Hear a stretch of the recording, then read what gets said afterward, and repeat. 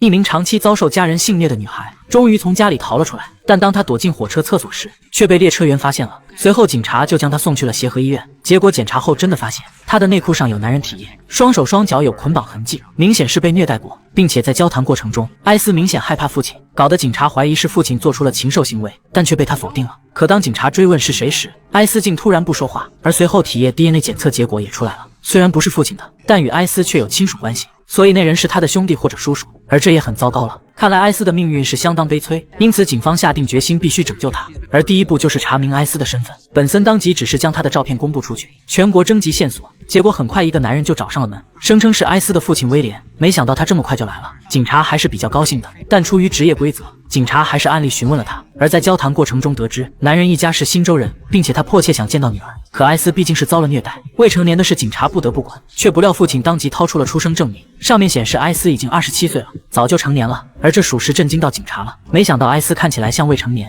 其实都是饿成了这样的。哪知就在这时，恰好艾斯走出了审讯室，迎面就撞上了父亲。男人当然很是高兴，终于见到失踪的女儿了，但艾斯好像很恐惧。而这一幕落在了警察眼中，立马意识到了不对劲。谁知这时父亲也有了警觉，当即就要带女儿回家，艾斯却不敢有丝毫反抗。结果俩人一对视，随后就上前进行了阻拦，并找理由想留下艾斯。Sir, she had semen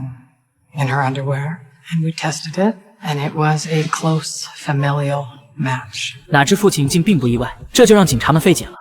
My wife, she found Esther and her brother had lain together.I'll admit I did paddle her, but I most certainly did not abuse my daughter. 但警察立即又反驳，艾斯都被饿得瘦成这样了，哪知父亲竟称进食是修行方式，我也一起陪着的。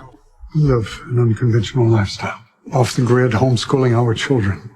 But we are a loving, law-abiding family. 说完就要带艾斯走，可警察还是不同意，怎么看艾斯都是被虐待了，而父亲也急眼了，当即威胁要找律师控告警方非法拘留。哪知本森也很刚，找就找呗。然而话虽这么说，可他还是令人先做了调查，结果在新州妹妹和哥哥并不违法，所以现在不存在强奸和性侵。同时艾斯也过了18岁了，危害和虐待儿童的罪名也不成立。就这样，警方再没理由不放人了。不料阿曼达却极力反对，他目睹艾斯的凄惨处境后，代入感极强，坚决不想把艾斯再送回虎口了。可这些本森都知道，但法律规定是必须放人的，谁也无能为力。就这样，阿曼达吵了一通后，本森还是坚决依法办事，让父亲带走了艾斯。然而阿曼达可不会就此罢休的，随后他就单独驱车200公里，来到了新州威廉的老家，恰巧看到他们一家正要出门，于是阿曼达就尾随跟了上去。原来他们是来打保龄球的，不料从车里进下来大大小小、男男女女，统一着装的9个孩子，并且个个都面黄肌瘦。见状，他赶紧先偷拍了一张全家合影，接着便监视了起来。事后他分析威廉是在搞父权崇拜，并且让孩子们近亲繁育，实属是个恶魔，因此他要救出所有被困的孩子。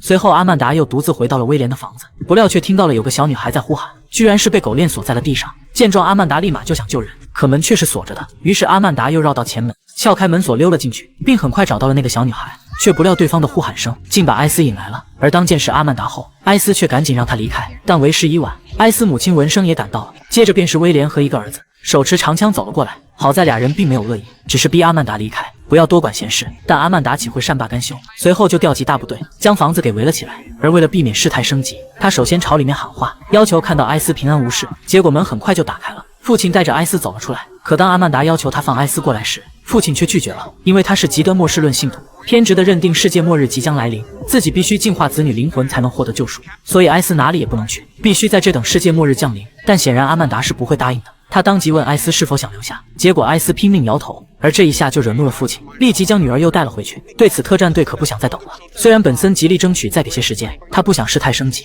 但特战队根本不听，接着就派人准备强攻。然而俩人刚爬上屋顶，就突然遭到了袭击，好在有人最后把催泪瓦斯丢了进去，然后屋子里就传来了剧烈咳嗽声。很快母亲带着几个孩子冲了出来，可还没等警察接应他们回来，屋里就朝外开枪了，顿时有人被击中了，而警察也立马还击了。就这样双方瞬间爆发了激烈交火，很快在警方强大的火力覆盖下，屋子里一会儿就哑火了。最后他们不得不选择了缴枪投降，威廉也老老实实的走了出来，彻底向警方臣服了。这个倔强的男人终是输了，那接下来就是营救孩子们了。结果警察冲进去后，却发现有2个儿子在混乱的枪战中被打死，一人幸免，被狗链绑住的小女孩仍在，壁橱里还关着一个。然而更悲剧的是，艾斯也被流弹爆了头，这让警察悲愤万分。本来最想救的人就是他，真是世事难料。对此威廉把孩子被杀全赖在了警方头上，这让俩人心里更是五味杂陈。随后在接下来的审讯当中，眼见父亲仍是偏执地将宗教典故扭曲成施暴借口，尤其是将乱伦包装成灵魂失恋，将克扣食物肆意挨饿体罚说成是修行，阿曼达彻底被情绪裹挟了，恨不得手撕了面前这个人渣。不过最终却被同事及时拦住了，